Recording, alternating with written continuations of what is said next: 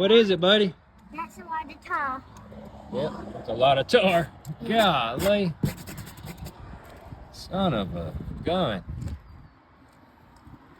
Yep. Don't want to put that finger in your mouth.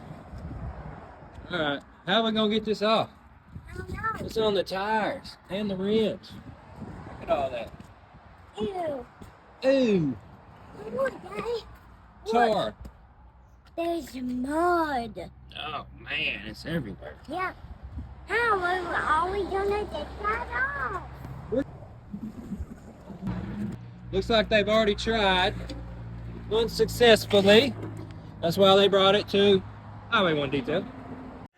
If you make it till the end of this video, you'll see this is not your typical tar removal video. There's a lot of techniques and tips at the end of the video. Follow, subscribe, like, comment. After this application, the first application of WD-40, we allowed it to dwell for approximately 5 to 10 minutes. As you can see, without the magic sauce, it does nothing. Now for the second application. And you will have to scrub. I advise using a bug brick that I'll show you later on in the video. And don't forget, I'm going to show you how to get it off them tires and rims.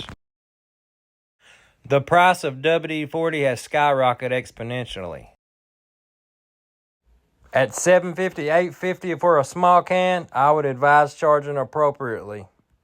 Fortunately, we did this when it was a cloudy day, kind of rainy. The sun wasn't out too much, so we didn't have to worry about any of the abrasive chemicals that we could be applying or the WD-40 damaging it. Next, I'll show you how to use white wall when it smears and it locks up on you. Tip number 1, after you get done removing the tar, add a little bit of paint sealant. I don't know, maybe Jet Seal, Chemical Guys. I'm not the biggest fan of Chemical Guys, but it doesn't hurt to add a little bit of protectant on that clear coat after we softened it up with the WD-40 to remove that tar. Good measures. Better safe than sorry, right? Tip number 2.